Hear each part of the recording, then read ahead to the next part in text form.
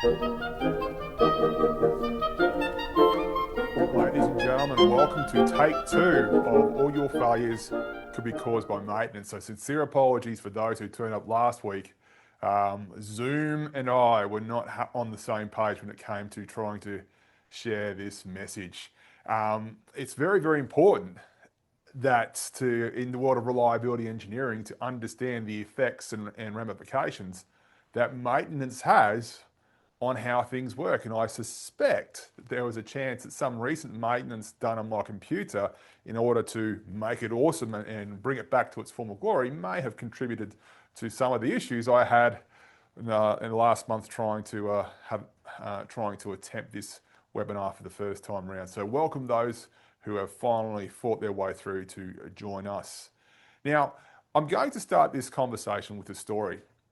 The story is a little bit personal for me in that this is the Lancaster bomber, and those people who are sort of World War II buffs will know what this airplane is. My grandfather actually flew what is known as the call sign G for George Lancaster bomber in the Australian War Memorial during World War II. The Lancaster bomber was a Royal Air Force, that is a UK Ministry of Defence airplane used throughout World War II, and it was obviously flying over Northern Europe. Now, of course, during wartime, reliability is very, very important. And they were, and of course, you don't have all the materials in the world, you don't have all the resources in the world, and there was a desire to try and make sure these aircraft spent more time in the air than they did on the ground.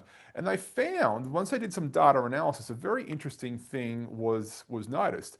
Now, if we look at this chart you can see on the screen right now, this one right here, hours after service, this is going to show, well, this represents obviously some time period after the most recent preventive maintenance servicing action that the Royal Air Force applied to the Lancaster bomber.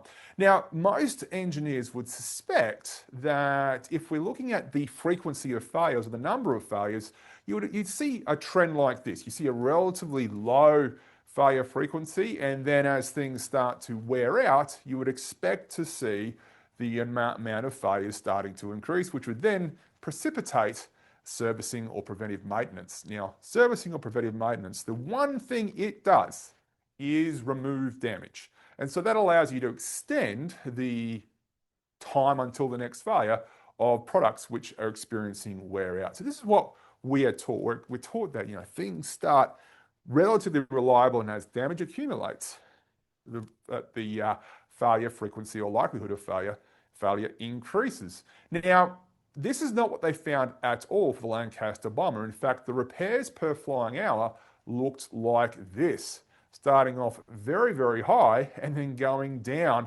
over time. Now, the servicing interval was 50 hours, which is why this chart goes from 0 to 50. Now, again, I cannot emphasize enough, these are real figures.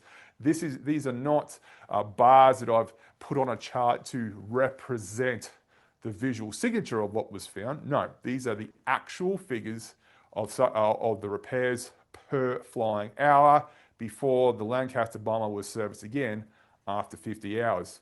Now, if servicing or preventive maintenance was having zero effect at all, none, either good, bad, or indifferent, we would expect this chart to, instead of looking like the red columns, look like these blue columns, where the failure frequency doesn't change one little bit. This is the statistical signature of there being absolutely no effect, good or bad, from servicing or preventive maintenance. Now, when we conduct servicing or preventive maintenance, what we actually want to do is actually have an effect on the failure frequency we see on our machines, on our aircraft. We want to see them overall go down. But what is going on here when we look at a Lancaster bomber, where from a statistical perspective, whether you want to get on board or not, these 5 red columns tell us that every failure is being caused by servicing.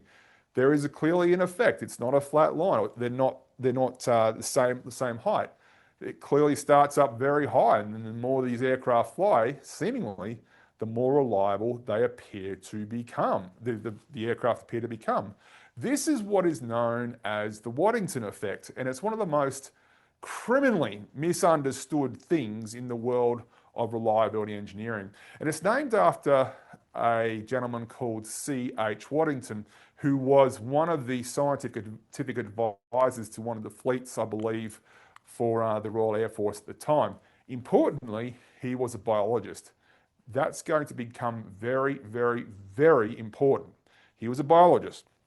What that meant was he did not have a preconceived idea of what the repair rate or the failure rate should look like post servicing. He had some general idea, but it hadn't been drilled into him year after year after year through engineering course after engineering course. And because of that, he made some recommendations which would appear sacrilegious to most engineers. He noticed that because the longer the planes flew, the less failures were occurring per flight hour. He said, okay, let's just do less servicing. Let's do less of that preventive maintenance stuff, because every time you service it, you're increasing the failure rate. And let's identify those components that don't need to be touched at all. And let's improve our maintenance instructions. So this gentleman was the first one, as far as we are aware, to identify the fact that whenever you do maintenance on anything, you actually, whether you like to admit it or not, increase, at least temporarily, the likelihood or frequency of failures thereafter. It's something that we are not taught at all in most engineering curricular courses, or even from the old greybeards. The idea is that the more you love it, the more it works, the more you take care of something, the more it's going to take care of you, up until a point. But it appears that if we keep servicing over and over and over again, we're going to increase these failure rates or these failure frequencies to such an extent that we could be doing things counterproductively. And so what happened when Waddington's recommendations were implemented? Well, some really good things happened. The first thing that happened was flight hours increased by 60%.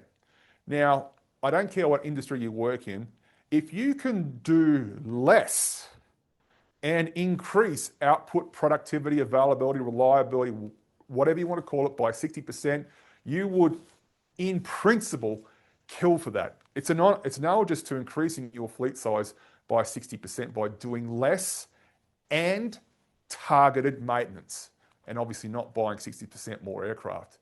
So this is better than getting something from nothing. This is getting something and for getting something as well. You're getting the benefit of not having to spend time and money doing more maintenance, and things become more reliable as well.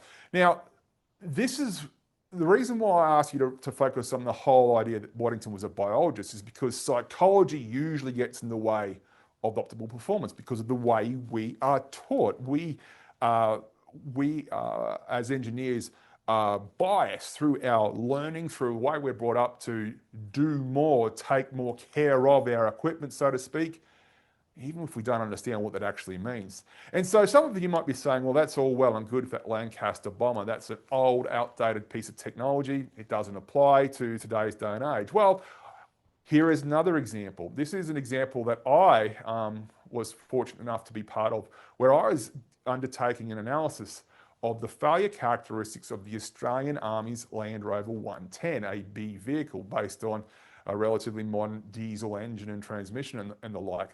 And I found something very, very similar, but would appear a lot more data and a lot more analytical firepower at my disposal to visualize the results.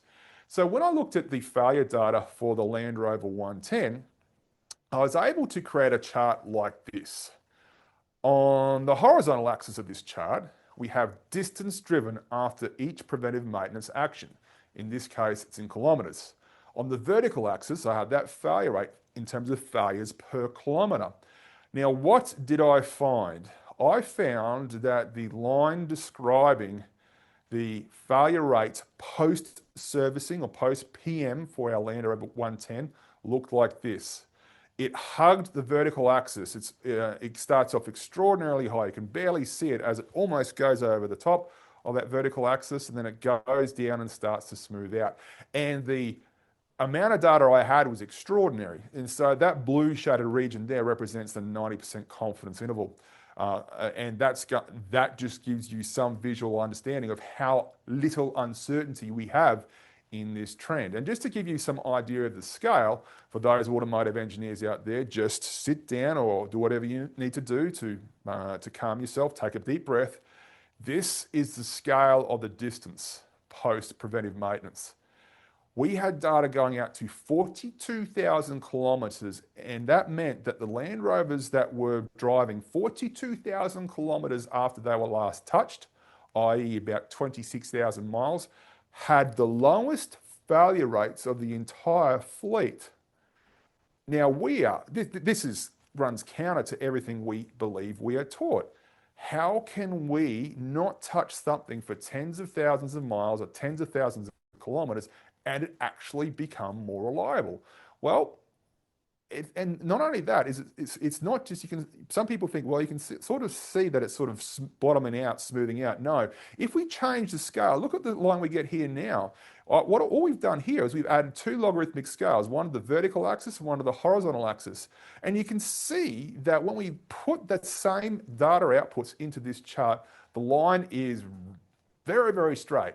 Now, there's another level of statistics which actually revolve around the Weibull distribution, and it sort of leads into reliability growth as well. And for those of you who know what the shape parameter and the reliability growth parameter is, you might remember or recall this magical figure of about 0.4 describing the failure rate intensity for things that wear in, or reliability growth where you build, test, fix every failure you identify.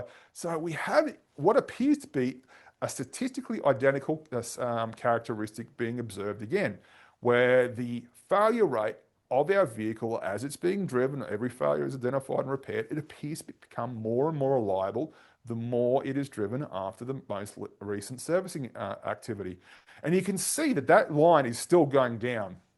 In the log scale, you can see that it is not even thinking about bottoming out. So notwithstanding that when we put it back, the distance driven back to the uniform scale, it appears to sort of be curving out and bottoming out and creating a straight line or a sort of some local minima. It's not true. It is continually decreasing the more we drive it. So what does this mean in terms of actual numbers? Well, the area under this failure rate curve represents the failures or repairs that we are accruing as we drive. So this is a repairable vehicle. So if it fails after driving 7,000 kilometers, it will be repaired and put back in the field and keep driving. So let's just say we are going to investigate a scenario where we're going to service this vehicle at 20,000 kilometers. That means that if we look at the area under that curve there, that accounts for about 4.16 failures. And so if we want to understand the fleet MTBF, if every vehicle was serviced at 20,000 kilometers, we divide 20,000 by 4.16, and we get a figure of 4,811 kilometers per failure on average if our servicing interval is 20,000 kilometers. So let's add another part to this chart, another axis. And on the right-hand side, you can see now I've added an MTBF axis, which represents the frequency of failure based on different servicing intervals. So let's now look at a servicing interval of 10,000 kilometers. Well, that area there represents 3.01 failures, and so therefore 10,000 kilometers divided by 3.01 failures gives rise to 3,323 kilometers per failure if we service at 10,000 kilometers. So let's mark that on our chart right there. And now you can see that, yes, if we service more often, the MTBF decreases accordingly, which again runs against what we are routinely taught from day one in the field of reliability and particularly maintenance. If there are cultures out there where, if in doubt, just service, make sure it's as good as it could possibly be, it gives rise to this sort of this misunderstanding that this failure rate characteristic doesn't exist, because we can clearly see with this data, this is not simulated data, this is field data gathered over decades. We could show that depending on where you serviced, you could influence the mean time between failure. And where we're taught that if we service less often, we'd expect to see more failures. In fact, if we service less often for these vehicles, we have a very high mean time between failure. In this case, if we service every 42,000 kilometers, we can demonstrate that the fleet MTBF of these vehicles would be 7,101 kilometers per failure. So that's an extraordinary improvement, I would argue, just based on optimizing your maintenance strategy. And so this is an extraordinary thing. There is absolutely no hint, not one hint of wear out in the data we're experiencing, we're analyzing. There is no suggestion that our vehicles are starting to wear out or the failure frequency is starting to increase up to 42,000 kilometers and beyond. That would then trigger, from an engineering perspective, the need to conduct preventive maintenance. This is not intuitive. This is not what we're taught. And it often takes people like biologists to point this out, because we are often so bound and bent on this characteristic being not there. In fact, I will routinely have arguments where people say, well, you can't prove that's the case. You can't prove that it's not wearing out. And we go, the data shows that it's not wearing out. It's just so that they will quite literally say, if you can't do a root cause analysis on every single cause of failure, I will not believe that this thing is becoming more reliable over time. Just the way it is when we have that sort of stubborn engineering mindset belted into us from day one.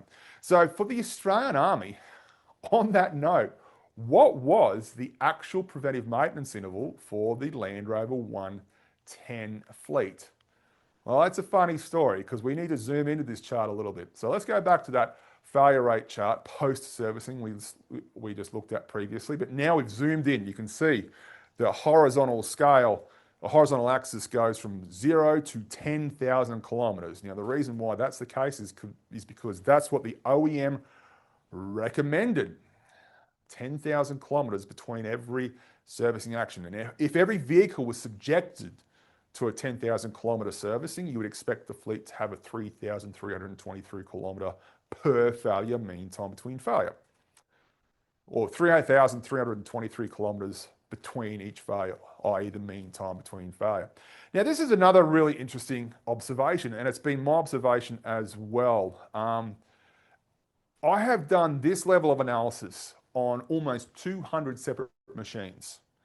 I've only ever been able to publish on one of them, which is the Land Rover 110, because at the time, the OEM had gone out of business and the Australian Army was using this vehicle. It was about to be replaced. There was no, militaries in particular can be very cautious about allowing data to be published.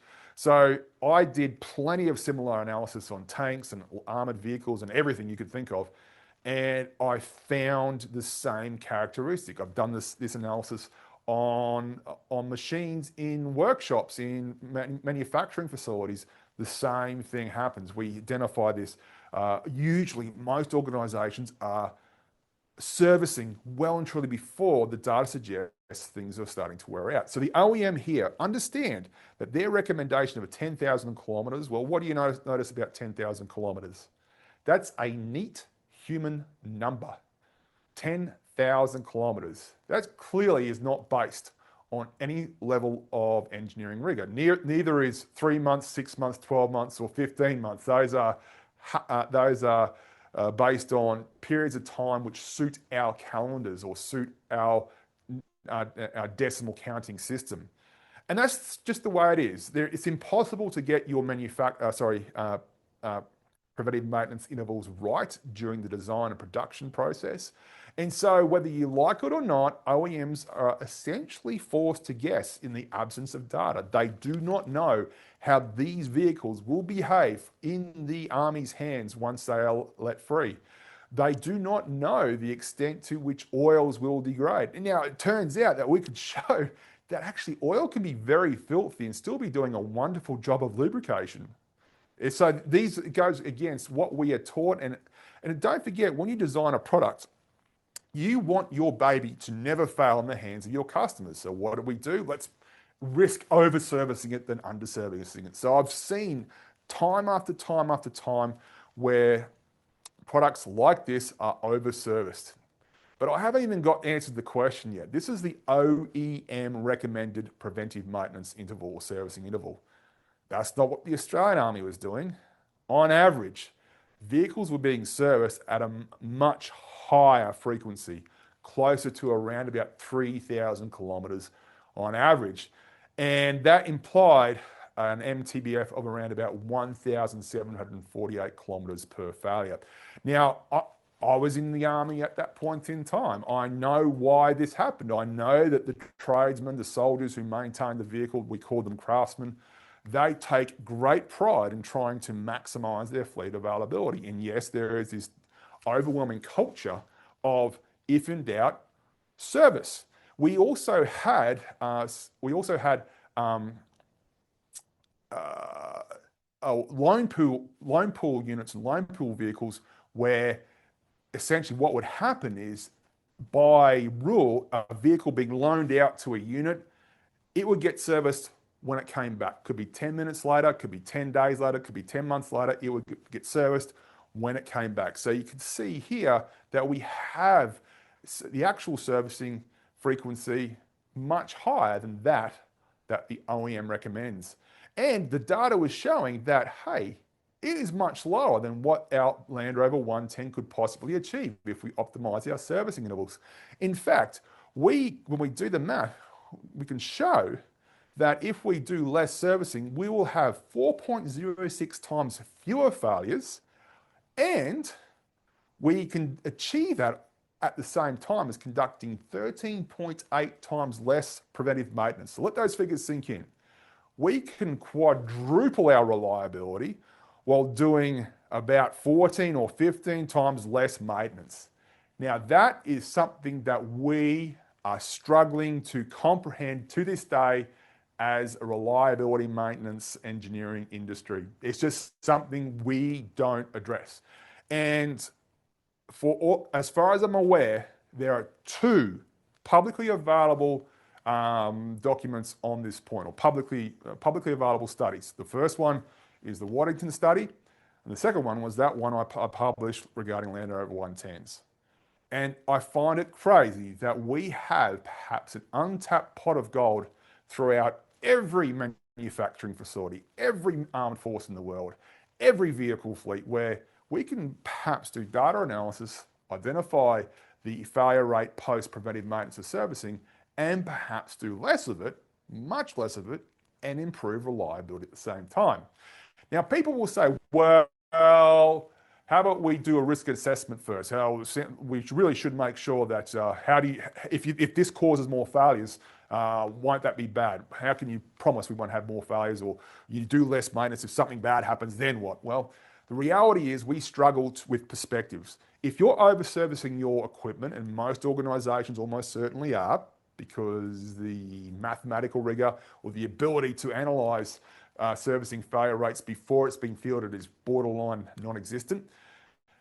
If you are over-servicing, you are constraining your organization to stay in this region of high failure likelihood.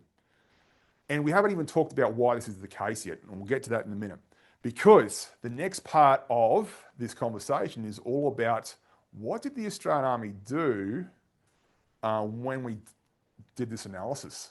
When we said, hey, what do you think we should do? We can prove it, that if we do servicing intervals get extended out to 42,000 kilometres or even longer, we can push reliability through the roof. Do you think they embarked on that particular maintenance regime? No, they didn't. They just had a very cautious, marginal improvement in or marginal extension of servicing intervals beyond the 10,000 kilometres. We could demonstrate straight away that reliability was improved by 23%. And we also had to embark on a tour across the country, because the soldiers were up in arms, and I can see a comment saying human error might be causing the additional failures. On that note, where are all these failures coming from? Where is this increased failure rate? It is by definition coming from technically what we call human error. That is a vehicle which is perfectly functional. By definition, it is perfectly functional when you service it because it's not there to be repaired, it's there to be serviced. If you touch that, by definition, you are doing something to a machine that was previously working fine, which will introduce a non-finite chance of failure associated with that intervention. What does that mean? Every time you take the cap off the engine to pour more oil in it, there is a non-zero probability that some contamination will get in there, or the lid won't be put on properly again, or when you have to unbolt something to inspect something inside something else, when you put that thing back on, you need to bolt it and torque it up. There's always a finite chance that something which we know was properly torqued because it hadn't fallen off by the time you serviced it might not be properly torqued when it leaves the facilities. By definition, all this stuff is coming from, at the very least, human in part, I should say, human error, because people associate post-maintenance, an increase in post-maintenance failure rates with shoddy maintenance, not following the procedures. It's just not true. It's just the human reality that every time you touch something which is previously working, you introduce a non-finite, when I say non-finite, a non-zero probability of something going wrong. If I said non-finite, that's incorrect. And this was causing a big cultural upheaval in the maintenance community, because every time we said, hey, the post-maintenance failure rate is high and it goes down over time, people were saying, you're attacking my soldiers they're the best maintainers you can possibly have. They're highly trained, they're highly motivated, they want to do the best job. How dare you say that our tradesmen, our craftsmen are not doing the world's best job? Now, I worked, again, I was in the front line. I commanded a couple of troops that did maintenance, so I can attest to the quality and the professionalism of the soldiers who are maintaining these vehicles. So that wasn't the problem. In fact, I know from all the analyses I've done, it's just something you will always see. Now, to be fair, if you have poor quality maintenance, you would expect that failure rate that comes after servicing to be much higher. But as you improve maintenance quality, the targeted maintenance, you will reduce that failure rate, but it will never go down to zero. So it always has to be a trade-off. You always need to trade off the failures you introduce during servicing with the failures you're hoping to prevent from the intent of that servicing, because servicing is supposed to remove damage, remove degraded lubrication, remove a gasket or change a gasket which needs to be swapped out. Conduct some sort of inspection, and if that thing is close to failing, we take it out, put in a new one. There is a noble reason we must do preventive maintenance. I'm not arguing against preventive maintenance. I'm just saying we need to optimize it. And so because of this psychological issue, we struggle to get the traction that the data suggested we could achieve in doing less maintenance. So maintenance is often destroyed by psychology, the psychology of over-maintaining. We associate professionalism with doing more. And we need to be aware that this is not just in the world of maintenance. We know that there are athletes out there who, if they're left to their own devices, will overtrain. They are so dedicated to their craft. They are so motivated to be the best they can be. They need a coach to say, we're going to have a rest day. There are so many scenarios out there where if left to our own devices from a desire to do good, we will do too much of something which we believe is going to leave us with some benefit, with some reward.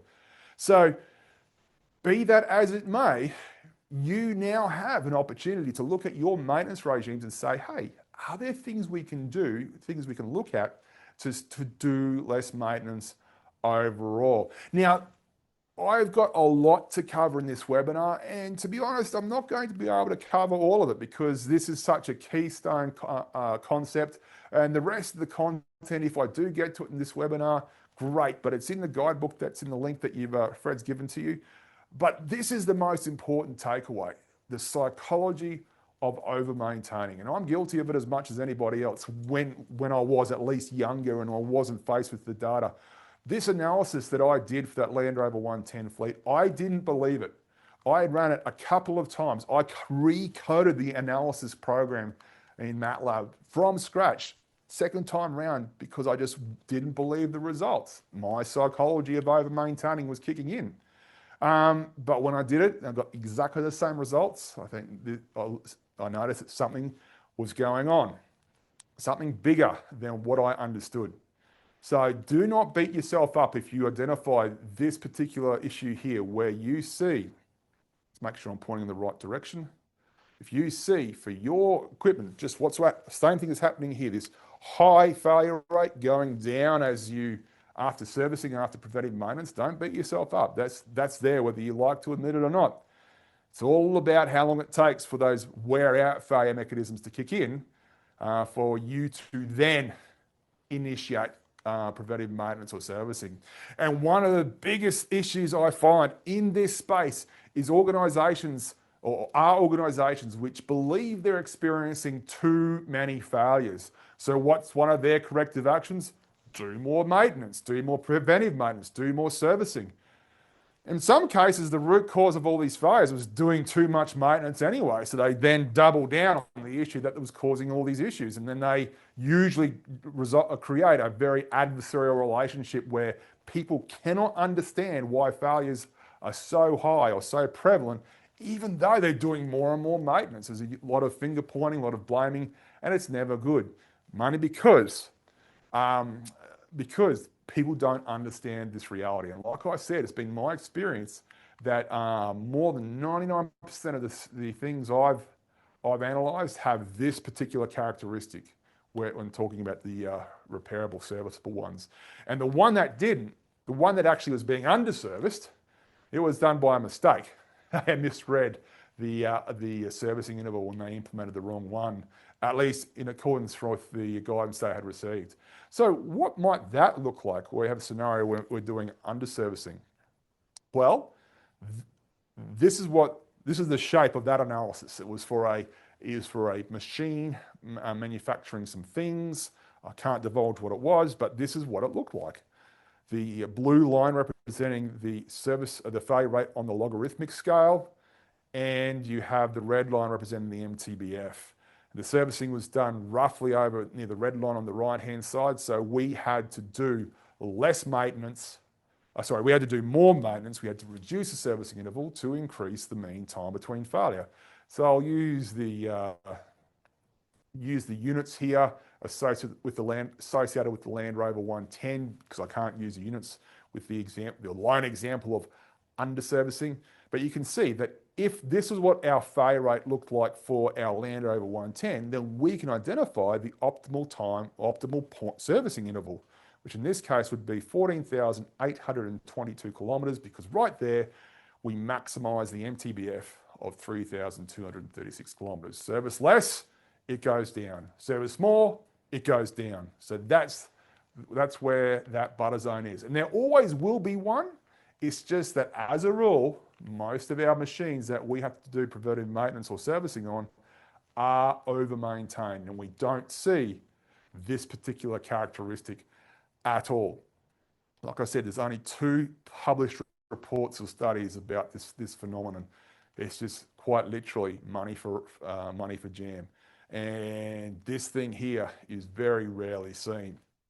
Now, the third study I want to talk about, and for those people who are in the RCM community and perhaps worship a couple of so-called deities, this might be a problematic or traumatic conversation we're about to have, because I'm going to introduce 2 gentlemen who dominate the discussions we have to this day regarding the statistics of maintenance. That is Stanley Nolan and Howard Heap. These gentlemen worked at United Airlines. They were sponsored by the Department of Defense, the United States Department of Defense, in 1978 to examine the failure characteristics of aircraft componentry with respect to maintenance. So they essentially were asked to do what I did and what Waddington did back in World War II. But I'm going to tell you right now, these 2 gentlemen made egregious errors, notwithstanding that Nolan and Heap are used as the standard bearers of a statistical analysis in this field. And hopefully I'm going to prove it to you right now, that these guys should not be worshipped the way they currently are. I know this might be traumatic. So here is a what was this, Boeing 777, I think, focus of their reliability-centered maintenance study in 1978. Now, one of the things that these two gentlemen claimed was that 89% of aircraft components never wear out. Let that sink in. 89% of components never wear out. Gut feeling. Does that sound right? That 9 out of 10 parts of this aircraft never accumulate damage, never have cracks that grow, never suffer embrittlement. Now, keep that thought to yourself. Hopefully you're a bit like me when you say that seems relatively high, because it appears like most things on aircraft wear out eventually. The scales might be different, but all right, so how come these guys think 89% of components never wear out? Well, for some of you who are veterans to my webinars, you will have been introduced to this concept of the coffee mug, the reliability of the coffee mug. This is, as far as myself, Fred, Carl, a few other people know, the only machine, so to speak, that fails with what we call a constant hazard rate. That is, it never ages. Yes, the ink or the dye in the coffee mug might fade over time, but the actual ceramic itself, fundamentally the same material that's used in those jars and terracotta pots that in the tombs of ancient Asian leaders and pharaohs and the rest, that still are perfectly good today if they are removed from the earth unscathed.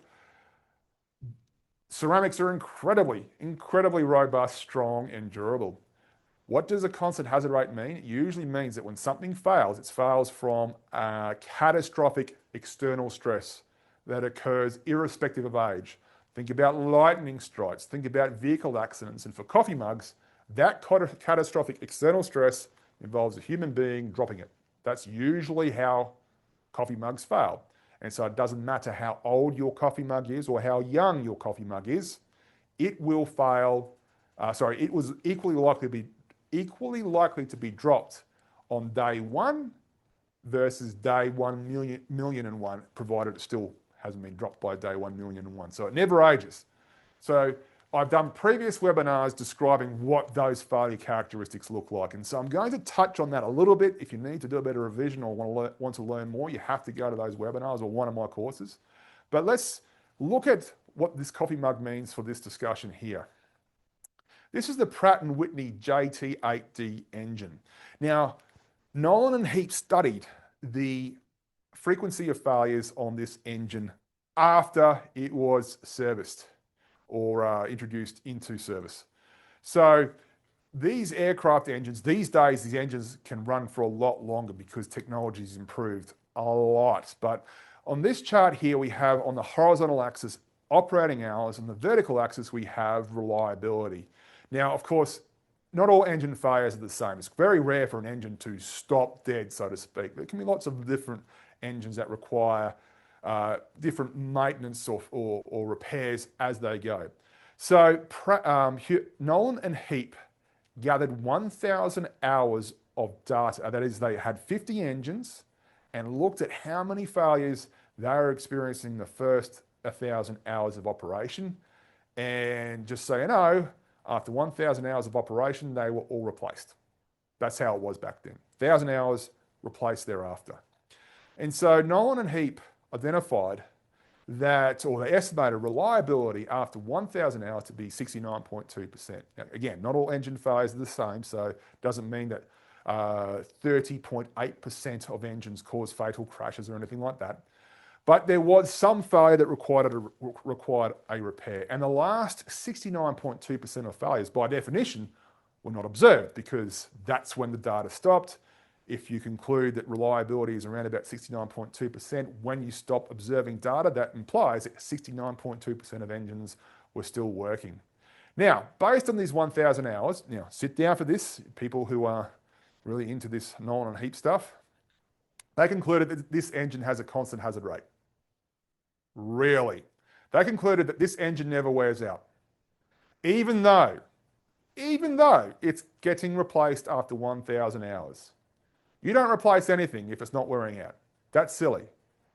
But in this report, they say that this engine never wears out, which is an astonishing characteristic that realistically is just fictitious and nonsensical. It's insane to suggest that these things never wear out. We know that they wear out. And if you do know, that's why we replace them after 1,000 hours. We know that the turbine fans grow due to creep.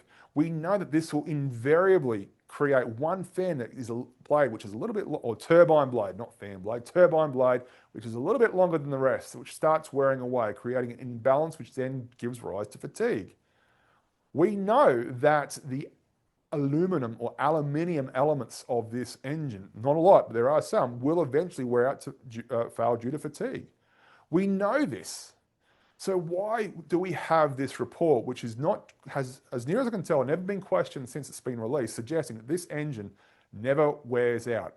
And so it gets worse though, because if we are going to use the coffee mug analogy, so okay, Nolan and Heat, let's just say this thing never wears out. Well, the reliability curve for a coffee mug or anything else that has a constant hazard rate looks like this. We have this exponential curve where it's decreasing at a constant rate, where essentially every step you take, the percentage of things that are still working is identical. That is, if you measure time, how long it takes for 50 coffee mugs to fail, well, if that's just say 3 years, then another 3 years after that, 50% of the remaining coffee mugs will have failed. That's what this curve represents here, this exponentially decreasing curve.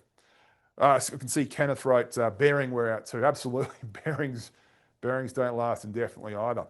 So this is, if we were to take Nolan and Heap at their analytical word, this is what the reliability curve of this engine would look like, passing through 69.2% at 1,000 hours. What did the curve they come up with look like? It didn't look like this. Their curve they projected looked like that.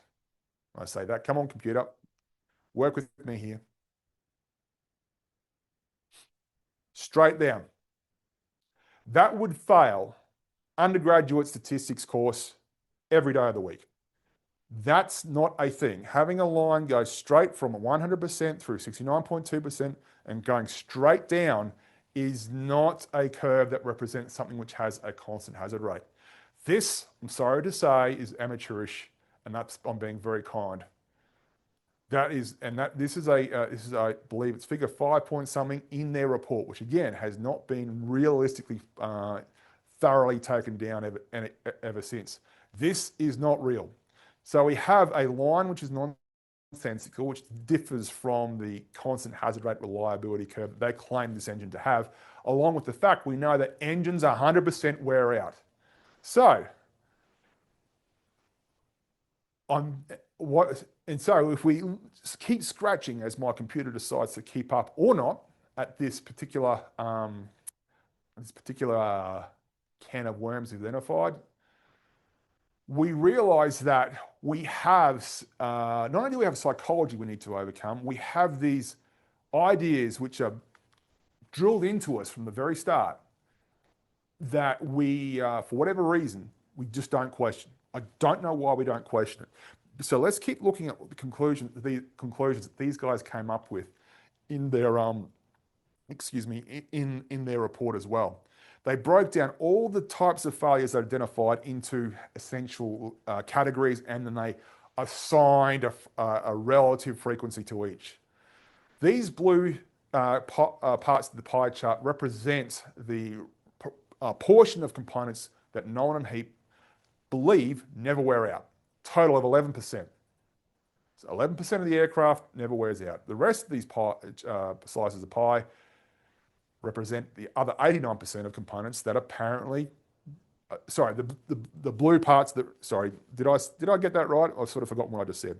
The blue slices up the top represent those parts which 100% do wear out, a tiny fraction of the aircraft. The other orange slices represent the parts which apparently never wear out.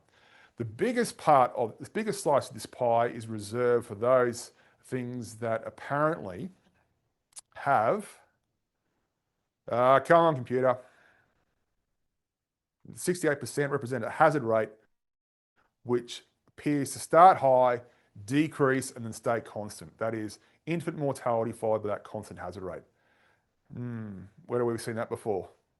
We've seen that for our Land Rover and our Lancaster Bomber, which have this high hazard rate after servicing and appear to be going down. Some people might interpret what they saw as bottoming out at a constant hazard rate, but essentially, here we have perhaps explanations for why Nolan and Heap saw a lot of things which appear to never wear out. Perhaps they're being over-serviced or being replaced before that happens. Then we have other components which are apparently having a constant hazard rate the whole time, including the Pratt & Whitney engine. So 14% of those failures are those so-called coffee mug failures. The next biggest slice represents a hazard rate that no one can explain, where you have a hazard rate which starts at 0 and goes up and then flattens out at a constant hazard rate for 7% of aircraft components. That implies there is initially a period of wear out and then damage stops accumulating, and failure then is caused by external stresses, those randomly occurring external stresses such as lightning strikes, coffee mugs being dropped. No one can explain how a component can magically have none of those external stresses at the start, have wear outs kicking in initially, and then somehow transitioning magically to a constant hazard rate at exactly the same magnitude for the rest of its life. Just don't know how you can possibly explain that one. And so here we have what we call ludicrously unrealistic failure scenarios, which Nolan and Heap are saying dominate how aircraft fail. So hopefully you're with me in that regard, and that's I really question the veracity of this analysis that these guys came up with. So what does that mean? Oh, I think we've got an inserted slide here. Let me check in on my presentation, because you can see now we have those hazard rate curves for the remaining blue slices, which represent things that are not wearing out. Sorry, things that are wearing out, I should say. My goodness, I'm getting tongue-tied. There we go. That's a slide it should have gone to. These last three slices represent those which have that beautiful bathtub curve, which we tend to only ever see in textbooks. Those, which is 4% of all aircraft components. 2% appear to have, though, apparently low constant hazard rate before it wears out, and 5% appear to have a uniformly increasing hazard rate. And to be fair, these three failure characteristics are somewhat credible. The others are not. To suggest that 89% of an aircraft never wears out is madness. But I have seen this figure, show of hands, who's heard this magical figure of 89% of things never wear out bandied around their workplace over the years? Let's just see how many people have heard of that.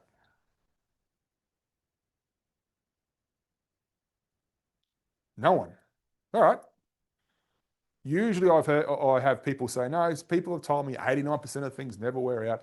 I've heard people say, hey, Nolan and Heap have done that study, so therefore the equipment at my ice cream manufacturing plant, 89% of those machines won't be wearing out either. You go, that's an aircraft that is outdated. Even if the study was 100% spot on the money, you can't simply take a study done on aircraft componentry and apply it to your world. But nope, you'll often see people who will die on the hill claiming that 89% of things never wear out.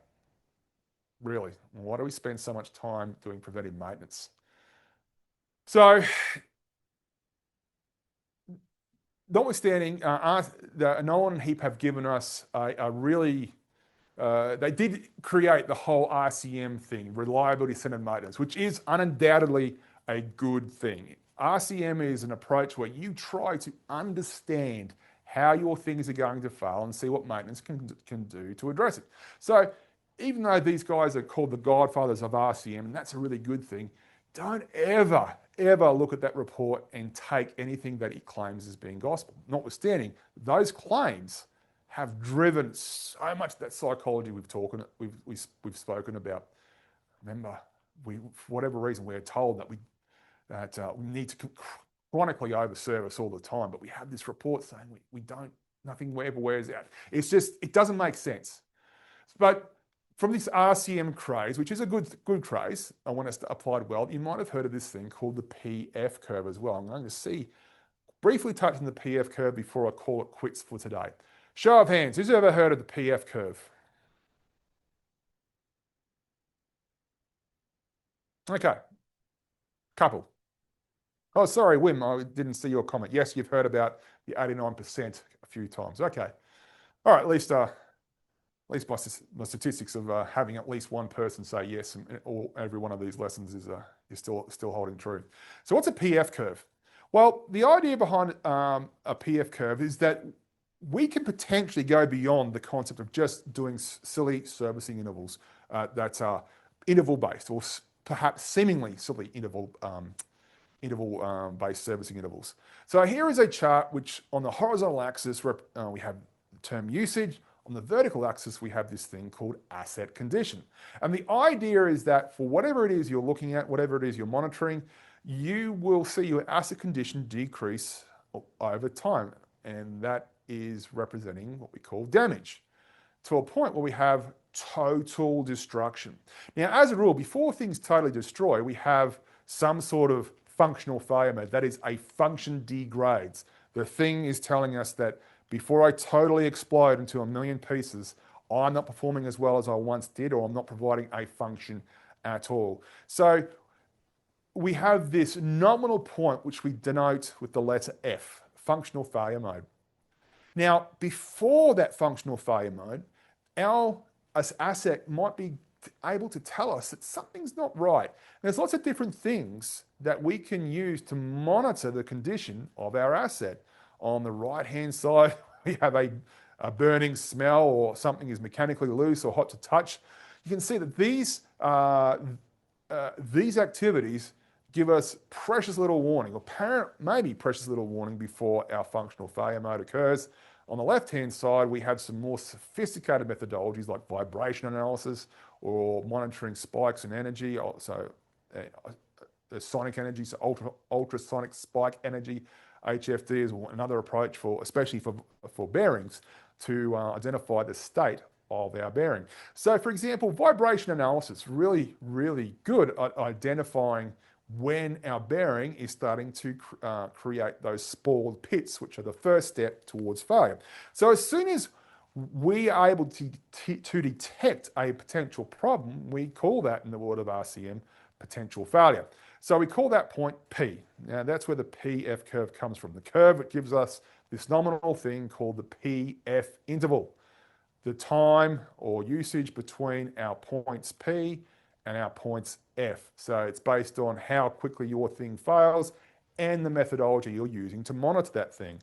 So for example, a ball bearing, vibration analysis, you might have a vibration sensor on it the whole time.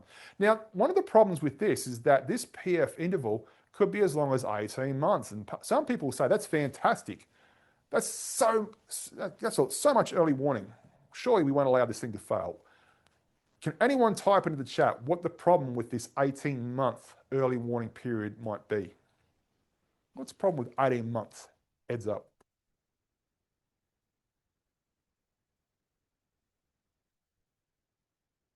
If you're told that something in your machine is going to fail 1.5 years from now, what sort of behaviors might that invoke? Leave it. Let's wait. Right. Absolutely. It'd be crazy to swap out something which we believe is going to be working for another 18 months. That is a very, very rational reaction. But the problem with that is that we now make this so-called early warning non-urgent. We expect it, and we expect to do nothing because it's so much time. And because we don't get another warning, because it's usually a binary problem or not, we ignore it until it fails. that happens a lot. So early warning, which we're told the longer you have, the better it is not always the case, because there's not like a stop down counter. It just tells us you have a red light go on, say, hey, some threshold or a problem has been created. So let's look at a different approach. Maybe you're going to instead use infrared temperature analysis. That doesn't give you as much early warning, but that could be a good thing. That is, well, when you do identify a problem, it's going to be much closer to the point in time, to the functional failure. And so, oh, that image didn't come up right. So that's corrupted. So on the right, you're supposed to see a thermal image of a perfectly happy ball bearing. I need to fix that in the future. Don't worry, you're about to see a couple which will address that. And that green shape up there represents the inspection window, because when you do infrared temperature analysis, you have to, it's not constant the way a permanently mounted vibration sensor can be. So you have to then do your inspection every 3 months, 2 days, 4 weeks, whatever the right interval is.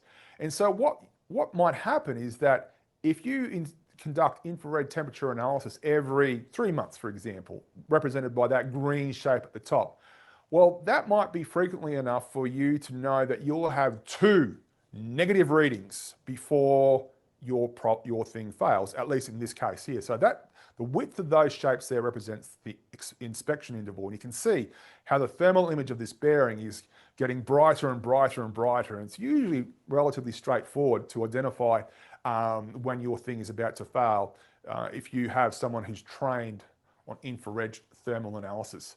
And so as a rule in the world of RCM, once you work out this hypothetical PF interval, the general rule is that your inspection interval can be no more than half the PF interval. So you're guaranteed to have 2 red lights, so to speak, before your thing fails. But that might sound cool, but failure is a random process. And what does that mean?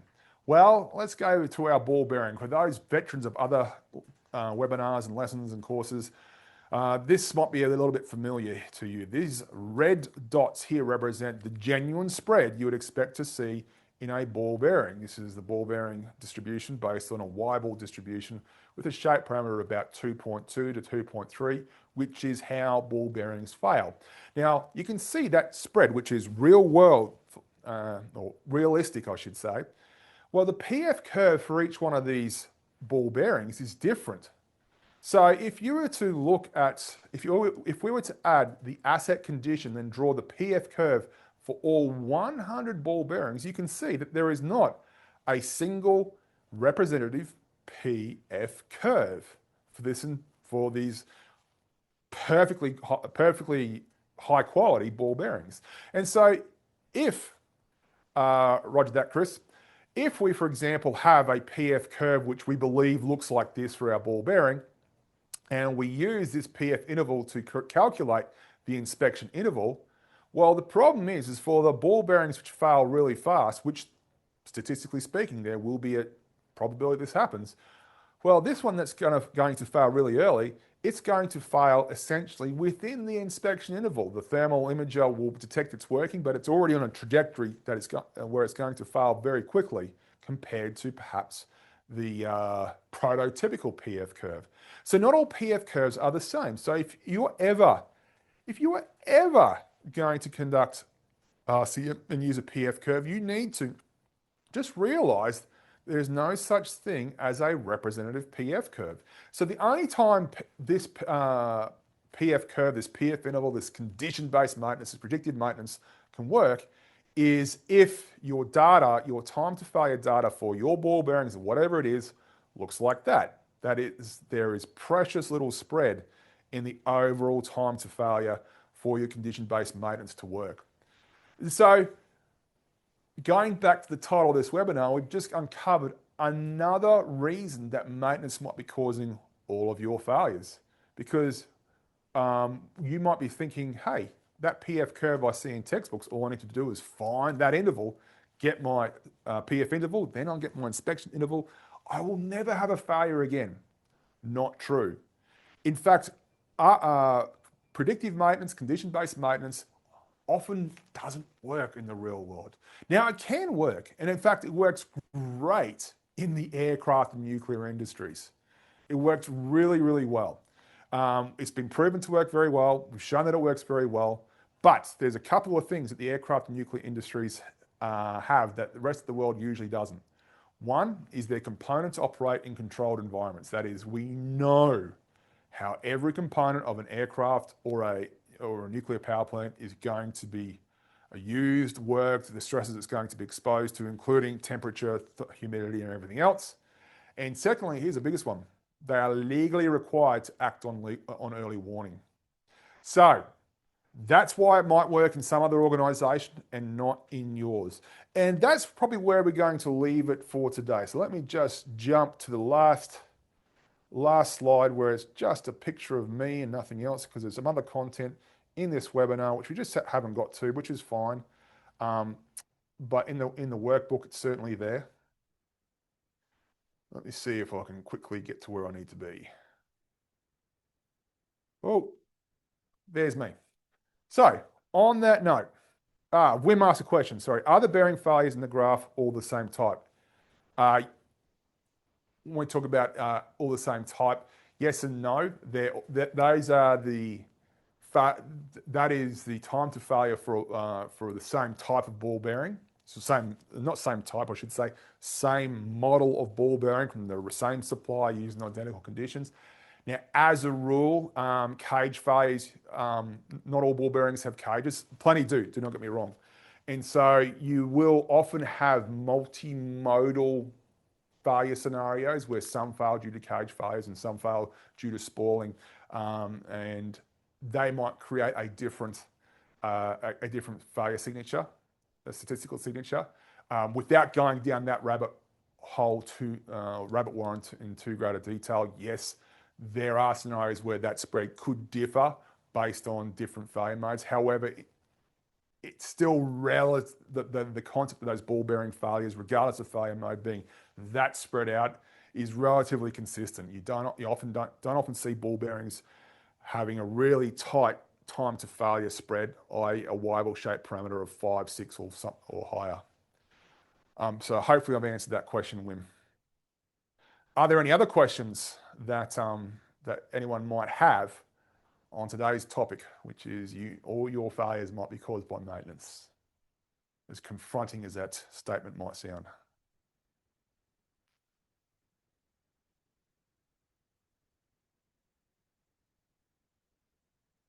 Another question. So we should not only collect the PF intervals, but also the spread. Absolutely.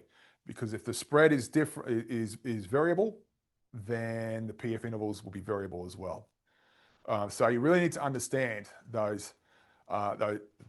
spread if you're serious about it. The other thing too is you can, if you're going to introduce CBM or predictive maintenance, just be aware of it. You can have sort of initial periods where you have very short inspection intervals as you start to learn about the spread of how things fail, of how things, times to failure of your componentry, of your machines. As the main takeaway from here isn't a methodology, it isn't an equation, it's just awareness. So if you know this is a thing that could apply to your machines, then all it means is that you're now armed with questions that you now know need to be answered. How far spread out is the time to failure? And without me telling you what you need to do thereafter, as long as you have the inquisitive mind to say that could be a thing, we need to make sure that's not going to ruin our maintenance regime, then there's a whole range of things you can do. Analysis, initial periods of very short inspection intervals, etc., etc., etc. So hopefully that answers your question again, Wim, as well.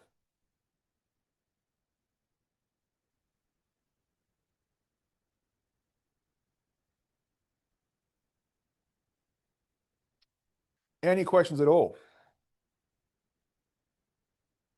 Or have I done such a good job? There is no remaining doubtful points.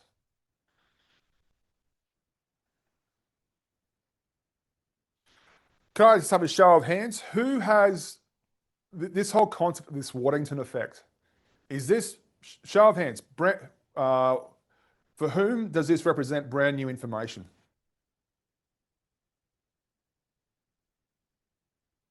Nice. So I've got a couple. This is brand new. Wim also writes, these are key insights that are going to be taken into account when trying to predict residual useful life. Absolutely. So residual useful life is all about trying to know this hypothetical PF curve. You say, okay, my sensor says we are here on that PF curve. Therefore, we have this much damage left. Therefore, we have this much time left. You need to know the spread of those PF curves. Sometimes in some cases, you can actually plot the damage being accumulated for each component. So you can actually plot out the type PF curve. Is that the right? I'm trying to make sure I think I'm symmetrical, but you can plot the damage for components. You can see a very steep PF curve go down. Another one you can see damage. So the PF curve is less aggressive. But what's very challenging is where you have a single damage measurement and then you have to assume the shape of the PF curve for your product, your device. So Carl writes, while predictive maintenance can yield significant savings, it often fails due to poor data quality, changing operational conditions, and the detection to action gap. Simply having sensors and AI is not enough. The program must be integrated into daily workflows to prevent failures. Agreed. Yes, I'd agree with that.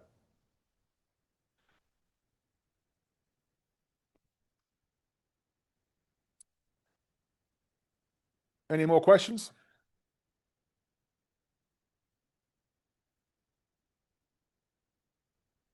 Well, team, you've got my contact details. If there's any more questions you want to fire my way, please feel free.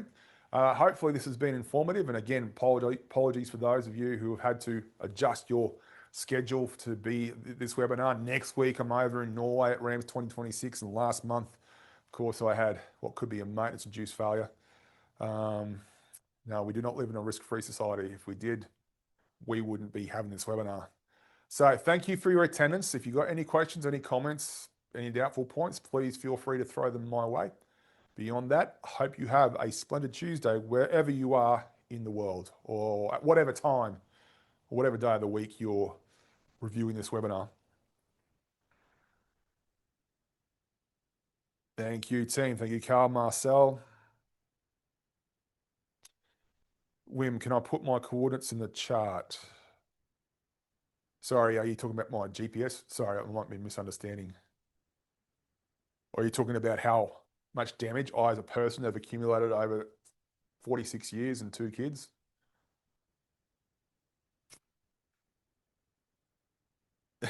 No worries.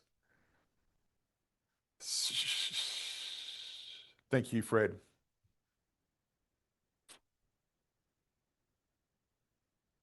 I have noticed that as I've gotten older, I'm going to the doctors more and more often. So it appears if my inspection interval is becoming shorter and shorter, possibly in anticipation of either functional failure or total destruction. Too much, mate. Yeah. Yeah.